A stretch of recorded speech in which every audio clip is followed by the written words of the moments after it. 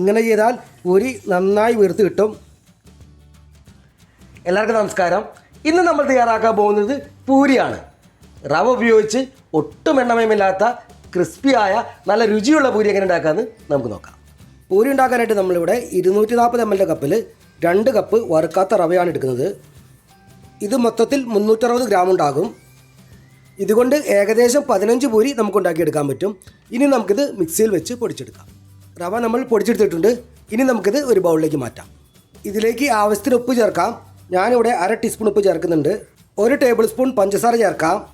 ഇതിലേക്ക് 2 table spoon sunflower oil ചേർക്കാം. ഇനി നമുക്കിത് കൈകൊണ്ട് തന്നെ നന്നായി മിക്സ് ചെയ്യാം. ഈ സമയത്ത് ഉപ്പ് നോക്കിയിട്ട് ആവശ്യമുണ്ടെങ്കിൽ ചേർത്ത് കൊടുക്കണം. പിന്നീട് ചേർത്ത് കൊടുക്കുമ്പോൾ എല്ലായിടത്തും ഒരേപോലെ ആകാൻ ബുദ്ധിമുട്ടാണ്. ഇതിലേക്ക് അളവ് പാത്രത്തിൽ അളവ്, അതായത് 1/2 കപ്പ് പാൽ ചേർക്കാം. ഇനി ഇത് കുഴച്ച് നോക്കി പോരാത്തത് വെള്ളം ചേർത്ത് നന്നായി കുഴച്ചെടുക്കാം.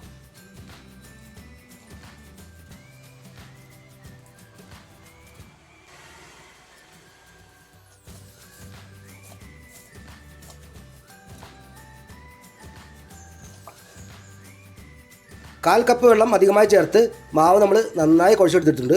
ഇനി നമുക്കിത് 10 മിനിറ്റ് നേരം റെസ്റ്റ് ചെയ്യാൻ വേണ്ടി വെക്കാം. ആ സമയത്ത് മാവിൻ്റെ പുറംഭാഗം ഉണങ്ങിപ്പോകാതിരിക്കാൻ വേണ്ടിയിട്ട് ഇതിൻ്റെ മുകളിൽ കുറച്ച് ഓയിൽ പുരട്ടാം.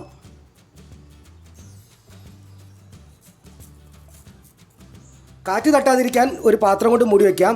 ഇങ്ങനെ 10 മിനിറ്റ് നേരം വെയിറ്റ് ചെയ്യാം. റവ പൊടിച്ചെടുക്കുമ്പോൾ ഒരുപാട് പൊടിച്ച് നൈസാക്കേണ്ട ആവശ്യമില്ല. അല്പം തരിയോടുകൂടി തന്നെ പൊടിച്ചെടുത്താൽ മതിയാകും. പൂരി മൊരിഞ്ഞു വരുമ്പോൾ നല്ലൊരു നിറം കിട്ടാനും പൂരിക്ക് നല്ലൊരു രുചി കിട്ടാനും വേണ്ടിയിട്ടാണ് നമ്മൾ മാവിൽ പഞ്ചസാര ചേർക്കുന്നത്.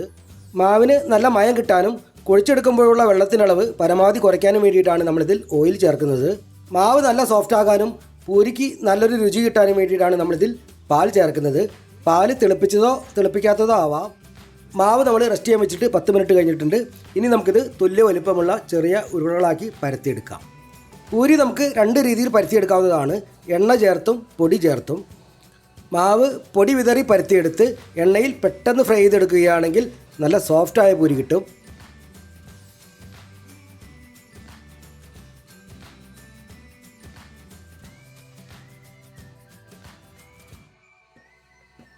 മാവ് ഒരു മീഡിയം കനത്തിൽ പരത്തിയെടുത്താൽ മതി. കൂടുതൽ ക്രിസ്പിയായ പൂരി വേണ്ടവർ മാവ് എണ്ണ പുരട്ടി പരത്തിയെടുത്ത് ചെറിയ തീയിൽ സാവധാനം ഫ്രൈ ചെയ്തെടുക്കുകയാണ് വേണ്ടത്.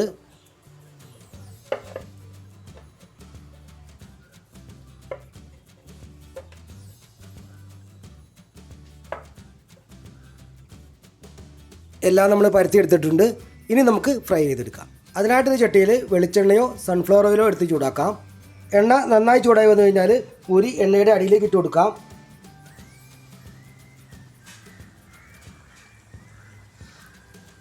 പൂരി പൊന്തി വരുന്ന സമയത്ത് കയ്യിൽ കൊണ്ട് ചെറുതായി അമർത്തി പിടിക്കാം.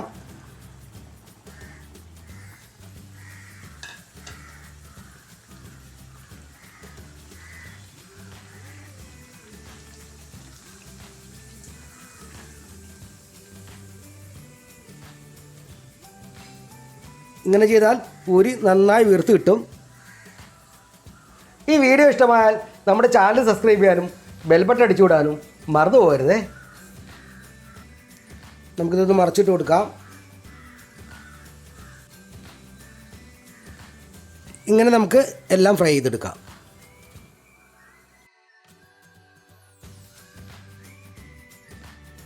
പൊടി വിതറി പരത്തിയെടുക്കുമ്പോഴാണ് പൂരിയിൽ ഇങ്ങനെ ചെറിയ ചെറിയ കുമിളകൾ വരുന്നത്. ഇങ്ങനെ നമുക്ക് എല്ലാം ചുട്ടെടുക്കാം. പൂരി നല്ല ക്രിസ്പിയാണ്. പൂരി ഒട്ടും എണ്ണമയമില്ലാതെ കിട്ടിയിട്ടുണ്ട്. അങ്ങനെ നമ്മുടെ പൂരി റെഡി ആയിട്ടുണ്ട്. റവ കൊണ്ട് വളരെ എളുപ്പത്തിൽ ഉണ്ടാക്കാൻ പറ്റിയ രുചിയുള്ള പൂരിയാണിത്. ഉണ്ടാക്കി കുറേ നേരം കഴിഞ്ഞാലും ഇത് ക്രിസ്പി ആയി തന്നെ ഇരിക്കും. നിങ്ങളെല്ലാവരും ഇതൊന്ന് ട്രൈ ചെയ്ത് നോക്കണം. എന്നിട്ട് എന്നോട് അഭിപ്രായങ്ങൾ പറയണം. മറ്റൊരു വീഡിയോ ആയിട്ട് ഞാൻ വീണ്ടും വരാം. ബൈ.